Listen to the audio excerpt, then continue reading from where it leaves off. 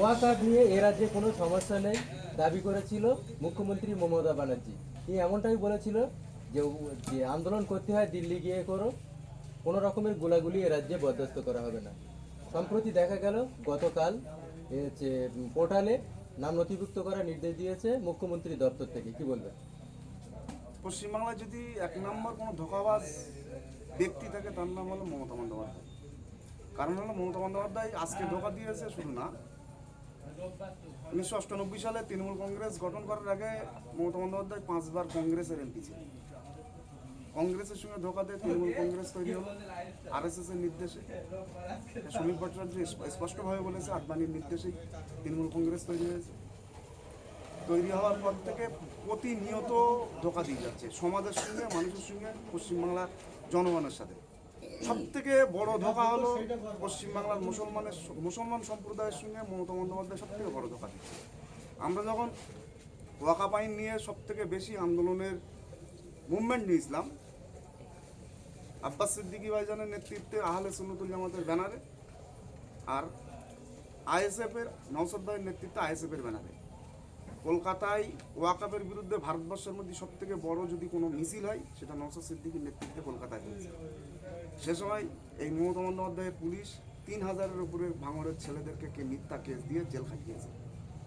তখন মমতা বন্দ্যোপাধ্যায় মুর্শিদাবাদে গিয়ে স্পষ্টভাবে বলল যে ওয়াকআপের জন্য আমি আসি, মুসলমান সম্প্রদায়ের মুসলমান ভাইদের কোনো ভয় নেই।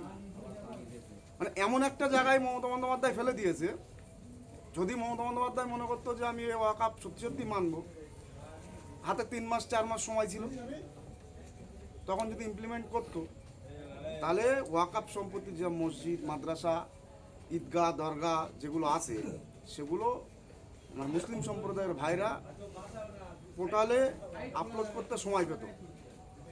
গত 26 তারিখে ঘোষণা করলো, 6 তারিখে শেষ। তার মানে কি 50% হবে, 50% হবে না। ওই 50% মমতা বন্দ্যোপাধ্যায় সরকার দখল নেবে। আমি আর একটা আপনাকে দেখাচ্ছি।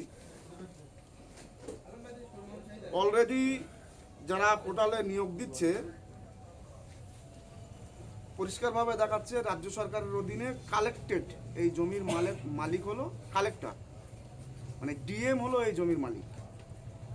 এই 26 তারিখের পরে যে সব ওয়াকআপ সম্পত্তিগুলো আপলোড করা হয়েছে, একাধিক সম্পত্তি দেখানো হয়েছে ওয়েবসাইটে, যেই সম্পত্তিটার মালিক হলো কালেক্টর, মানে ডিএম যিনি আছেন তেনার আন্ডারে। পুরো সম্পত্তিটা কিন্তু ওয়াকআপ সম্পত্তি পশ্চিমবাংলা, ভারতবর্ষের মধ্যে 2টো রাজ্যে সব থেকে বেশি, উত্তরপ্রদেশের পরে পশ্চিমবাংলা। আর এই পশ্চিমবাংলার সম্পত্তিটা তৃণমূল কংগ্রেসের নেতা, মন্ত্রী, প্রধান, এমপি, এমএলএরাই বেশি অংশের সম্পত্তিটা দখল করে রেখেছে। শুধুমাত্র মমতা বন্দ্যোপাধ্যায় তাদের সেই দখল করা সম্পত্তি বাঁচানোর জন্য পুরো মুসলিম সমাজের সঙ্গে ধোঁকা দিল, বেইমানি করলো। আর মমতা বন্দ্যোপাধ্যায় যে চেয়ারটায় বসে আছে সেই চেয়ারটা কিন্তু একমাত্র সংখ্যালঘু সম্প্রদায়ের ভোটের উপরে নির্ভর করে বসে আছে। বাংলার মানুষ, বাংলার সংখ্যালঘু সম্প্রদায় মুখিয়ে আছে 26 সালের জবাব পয়েন্টে পয়েন্টে এই তৃণমূল কংগ্রেস দেখতে পাবে। মমতা বন্দ্যোপাধ্যায়ের জন্য গদিচ্যুত হওয়ার জন্য এইটাই যথেষ্ট কারণ। দিল্লি থেকে মুসলিম বিরোধী যে কটা বিল পাস হয়েছে সব কটা বিলই দেখা যাচ্ছে তৃণমূল সরকার প্রত্যক্ষভাবে বা পরোক্ষভাবে বিজেপিকে সহায়তা করেছে। এখানে দেখাচ্ছে ওয়াকআপেও সে একই রকম ঘটনা ঘটেছে। তাহলে কি প্রত্যক্ষভাবে দেখা যাচ্ছে কি বিজেপি কি সমর্থন করা হচ্ছে? কি বলবেন? আপনার 370 থেকে শুরু করে 3 তালাকের থেকে শুরু করে ওয়াকআপ, এসআইআর, যে কটা বিল কেন্দ্র সরকার পাস করেছে, মমতা বন্দ্যোপাধ্যায় প্রথম চিল্লাচিল্লি করেছে। আমরা দেখেছি 3 তালাক হলো আমার কোরআনের একটা অবিচ্ছেদ্য অঙ্গ। 3 তালাক ইসলাম শরিয়াতের কোরআন শরীফের আইন। সেই আইনের বিরুদ্ধে বিজেপি সরকার যখন আইন তৈরি করলো, এই তৃণমূল কংগ্রেসের এমপিরা ওয়াকআউট করলো। তার মানে বকলমে সেই ভোটগুলো বিজেপিকে দিয়ে সেই বিলকে পাস করা। আমরা 370 একই দেখেছি।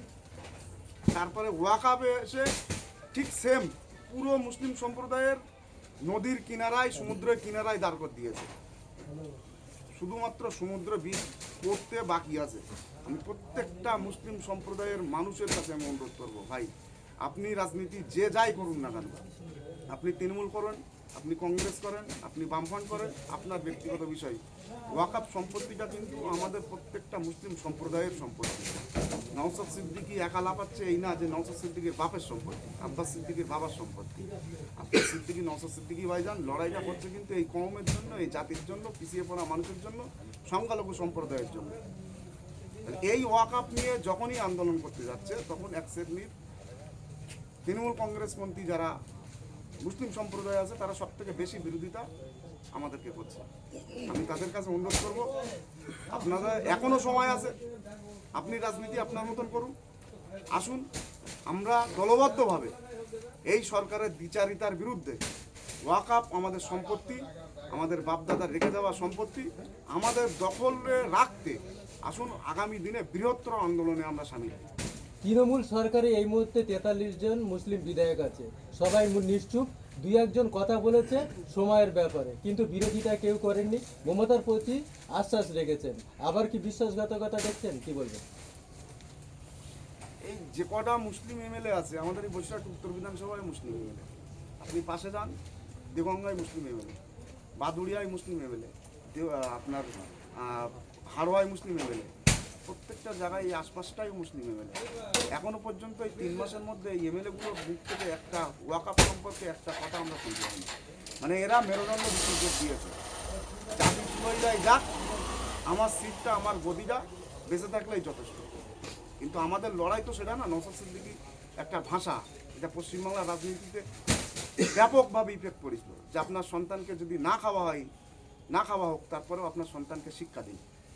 যদি এই সমাজ, এই এমএলএগুলো যদি সেইটা ভাবতো, তাহলে এরা ওয়াকফ নিয়ে আন্দোলন করতো, দল মত নির্বিশেষে এসে আন্দোলন করতো। এরা তৃণমূল কংগ্রেসের কাছে এদের মাথা বিক্রি করতে দিয়েছে, এদের ক্ষমতা নেই মুসলিম সম্প্রদায়ের জন্য, পিছিয়ে পড়া মানুষের জন্য কথা বলা। আগামী দিনে প্রত্যেকটা এমএলএ যারা আছে এদের বিরুদ্ধে বাংলার মানুষ, বসিরহাটের মানুষ জবাব দেওয়ার জন্য প্রস্তুত আছে। আর কয়েক মাস পরেই এ রাজ্যে বিধানসভা ভোট, সর্বশেষ মুসলমান ভাইদের এবং দলিত আদিবাসী এবং পিছিয়ে পড়া মানুষের জন্য কি বার্তা দেবেন? আগামী 26-এ ইলেকশন বিজেপি যেভাবে পশ্চিমবাংলায় থেকে নিশ্চিহ্ন করার আমাদের নৈতিক দায়িত্ব, নৈতিক কর্তব্য, সাথে সাথে তৃণমূল কংগ্রেসকেও পশ্চিমবাংলা থেকে হটানো, ওই চেয়ার থেকে মমতা বন্দ্যোপাধ্যায় সরানোর নৈতিক দায়িত্ব আমাদের। প্রত্যেকটা পিছিয়ে পড়া মানুষ, কোনো ধর্ম ছাড়া, আমি হিন্দু ভাইদেরকেও বলবো, মুসলিম সম্প্রদায়, হিন্দু, খ্রিস্টান, জৈন, আদিবাসী যারা আছে সবাইকে বলবো, আসুন কাঁধে কাঁধ মিলিয়ে আগামী 26 সালে আমরা বিকল্প রাজনীতি তৈরি করি, বিকল্প সরকার তৈরি করি। যতদিন পর্যন্ত বিজেপি এবং তৃণমূল কংগ্রেস রাজ্যে এবং কেন্দ্রের সরকার ক্ষমতায় থাকবে, ততদিন পর্যন্ত দুটো সম্প্রদায়ের মানুষই ভুগবে। হিন্দু সম্প্রদায়ের মানুষও কিন্তু পশ্চিমবাংলায় সেফ না, মুসলিম সম্প্রদায়ের মানুষও সেফ নাই না। সুতরাং প্রত্যেকটা সম্প্রদায়ের মানুষ বলবো, শুভবুদ্ধি সম্পূর্ণ মানুষ যারা আছে তাদের কাছে অনুরোধ করবো, আসুন 26-এর জন্য আমরা কাঁধে কাঁধ মিলিয়ে লড়াই করি। নওশাদ ভাই, নওশাদ সিদ্দিকী ভাইজান যেভাবে মানুষ দেখে লড়াই করছে, কে কোন দল করে, কে কোন পার্টি করে, নওশাদ সিদ্দিকী ভাইজান কিন্তু দেখেন, নওশাদ ভাই একাধিকবার এসআইআর সম্পর্কে আমাদেরকে ইনস্ট্রাকশন দিয়েছে। এসআইআর যদি কোনো রকমভাবে কোনো সমস্যায় কোনো ব্যক্তি পড়ে, সে তৃণমূল করুক, তোমরা যেন একবারও সেটা দেখবা না। যদি সমস্যায় পড়ে তোমরা তার সমাধান করবা, তার ফর্মটা পর্যন্ত তোমরা ফিল আপ করে দেবা। সাথে সাথে আমরা পশ্চিমবাংলায় কোনো রাজনৈতিক দল যদি থেকে থাকে, সেটা আইএসএফ, কয়েক হাজার হাজার রক্তদান শিবির করি আমরা। এই রক্তদান শিবির দিয়ে প্রত্যেকটা মানুষকে কিন্তু আমরা সহযোগিতা করি। আমার কাছে প্রতিনিয়ত রক্তের জন্য মানুষ ফোন করে। সালাম ভাই প্রতিদিন কলকাতা থেকে যে কোনো একটা ব্লাড ব্যাংক থেকে না হলে আর একটা ব্লাড ব্যাংক থেকে রক্তের ব্যবস্থা করে। আমরা কিন্তু একবারও তার জিজ্ঞেস করিনি, ভাই তোমার তোমার রাজনৈতিক দল কি, তোমার ধর্ম কি, তুমি আইএসএফ করো না তৃণমূল করো, তুমি হিন্দু না মুসলমান, আমরা কিন্তু জিজ্ঞেস করি। এটা নওশাদ সিদ্দিকী ভাইজানের আদর্শ, আমরা এই আদর্শই করছি।